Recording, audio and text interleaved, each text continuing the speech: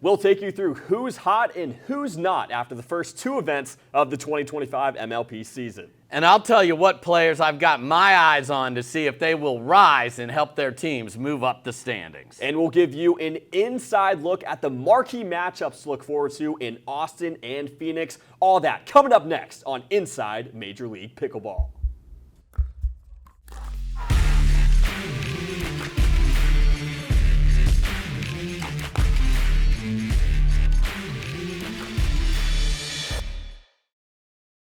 Welcome to Inside Major League Pickleball, your stop for all things MLP. I'm Will Daughton, joined by three-time MLP winning GM Dave Fleming. Dave, we are two events into the 2025 MLP season. What a time it's been so far. Yeah, I love it. I love seeing the new combinations. I like seeing players rising. There's some that are falling. We'll get into some of that, but we're now going to be in the nitty-gritty with back-to-back, and this is your chance to rise up that standings board. We'll see who does it. Let's go ahead and take a look at the standings so far through the year. Of course, we've got the top 12 teams on the screen for you. Chicago Slice currently in that 10th spot, so Carolina would be trying to catch them. But let's take a look at the top of the standings, Dave. We've got Dallas and St. Louis.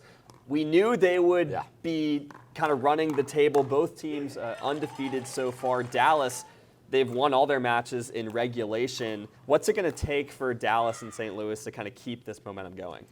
Just play to the level that they can, and I'm not talking they need to be 10 out of 10. 8.5 out of 10 is probably going to be good enough to win almost every one of their matches. I like the fact that we have shock and awe out there with the shock. They're doing a great job with that little behind the scenes, by the way. But they have embraced being the villain. Cue the Darth Vader music. They like it. They want it that way. They're playing with a chip on their shoulder. We've seen in the behind the scenes, there was no doubt, and I believe this myself, that the ownership group was going to go get Kate Fahey. Whatever the check is, we're running it back. Dallas was able to run it back by not nearly as big a check to get Augie, but this is stability. This is the difference with MLP now. You're having the same partners play with each other. We've even seen it now carry over with the brother and the sister, obviously, in the Johnson's case on the PPA Tour. So they're going to be at the top all year. I want to see if the fives can ascend. We've seen Anna Lee lose a couple of women's matches. More reps with Megan. We'll see if that changes things, but it's hard to imagine that the confetti game isn't the flash and the shock. Let's take a look at the next two stops we have. We're going to Austin and Phoenix in back-to-back weeks. Dave, this event in Austin is unique in that it's Friday through Monday instead of that usual Thursday through Sunday schedule. We've got a full Memorial Day weekend slate of pickleball, then headed out west to Arizona the very next week. Let's just look at who is going to be in Austin this weekend. Got 5 premier teams competing. That is going to be the host team, Texas Ranchers, the Dallas Flash, New Jersey Fives, Orlando Squeeze, and the Miami Pickleball Club. Talk about a stacked lineup. That's 3 of the 4 semifinal teams from 2024. And another note on Austin, it's the beginning of the Challenger level season. We'll have all 6 Challenger teams competing as well. Those, of course, the Bay Area Breakers, California Black Bears,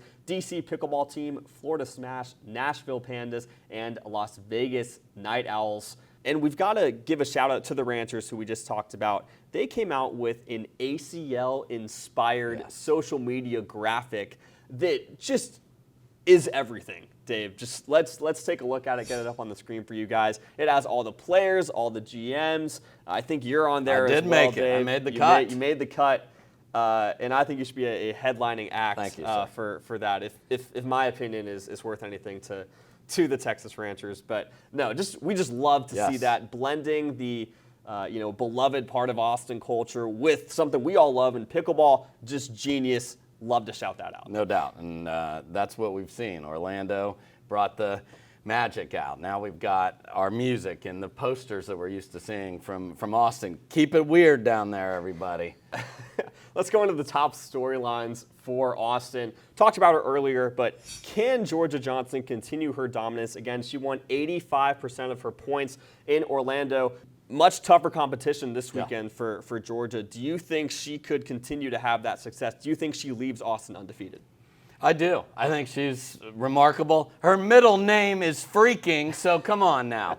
I think the big deal with her is that familiarity. So she's getting to play with her brother, and Tyra has elevated her game. Those two look terrific. In fact, those two may be the team on the PPA side that could ultimately get AB and AL dub, but she's going to be playing in Dallas area, obviously down in Austin, so the flash mob is going to be there. And do I think she's winning 88%? Absolutely not, because as you mentioned, the competition is so big, but I think this is a player that's just going to keep winning. She has been absolutely money. No reason why it'll stop. We'll see if that holds true this weekend. We've also got to talk about, can Orlando and Miami compete with the big dogs? We know New Jersey, Dallas, and Texas, those are all juggernauts, well established from 2024. But I'm really curious about Orlando, Dave, because yes, they're 9-2, but if you look at who they've beaten, 8 of their wins have come against the bottom 8 teams in the standings. Right? The lone exception to that is when they beat Columbus in Columbus, but that's a Columbus team that was without CJ Klinger. Yeah, so this will be interesting for the psyche of those teams too, because you're going to lose when you play well, and that stinks. It's absolutely the worst. You're going to be like, wow, that's everything we had, and we got the L. So does the same good vibe hold around the squeeze when this gauntlet is coming their way? We shall see. And then Miami's interesting. They made the big trade.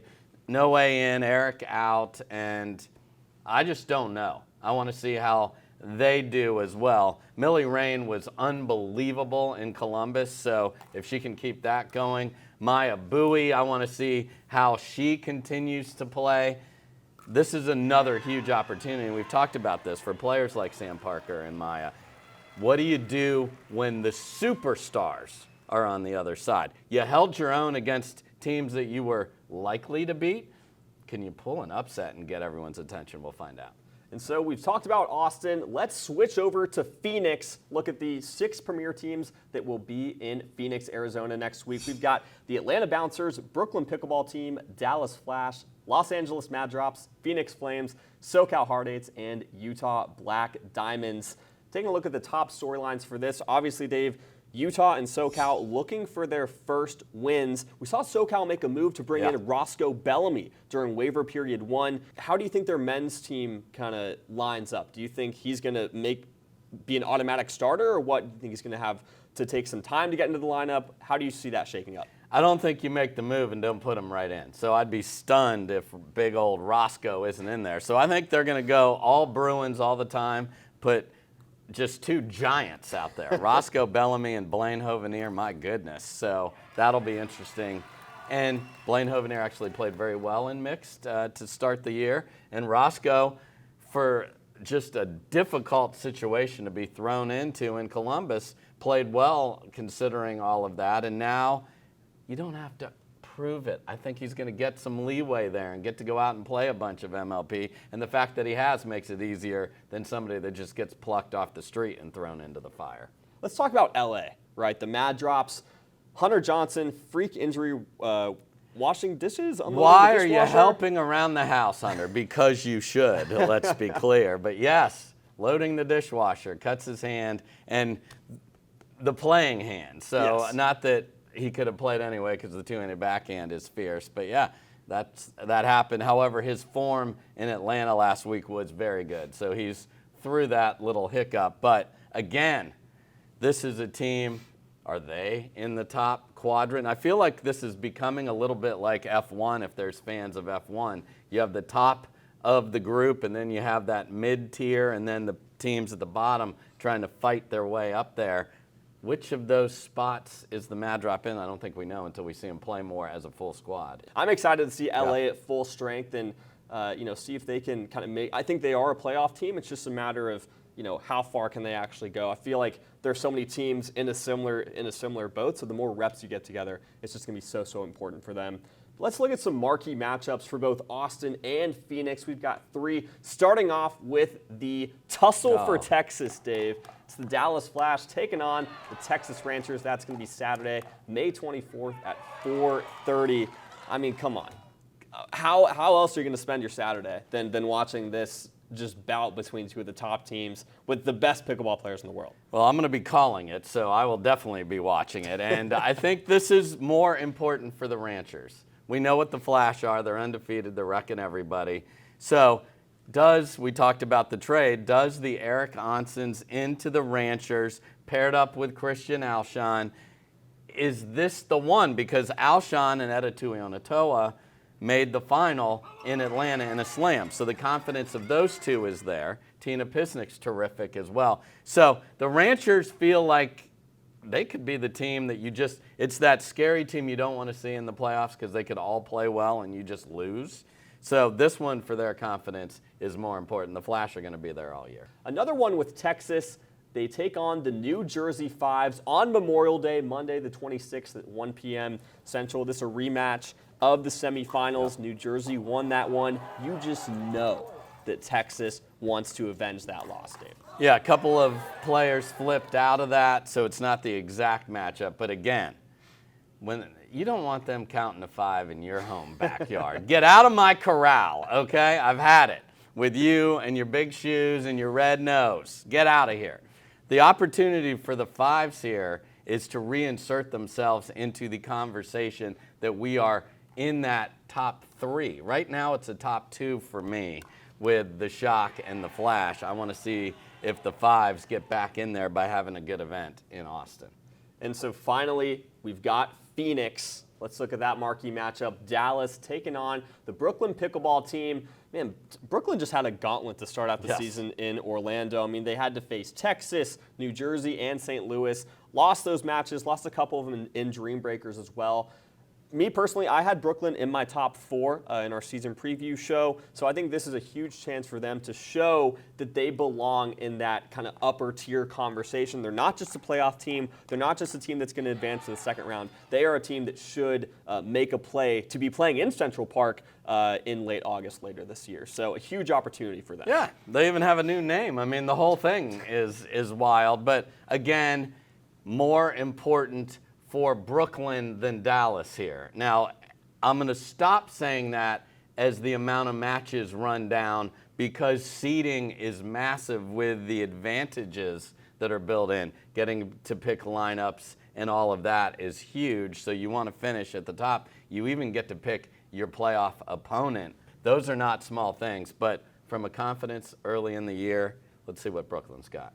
Well, that is going to do it for this edition of Inside Major League Pickleball. So much to look forward to in Austin this week and Phoenix the very next week. You can catch all of the action on Pickleball TV and, of course, the PBTV app as well as several local media outlets. Going to be a lot of great pickleball this weekend. Make sure you go out and watch it, and we will see you next time. Peace.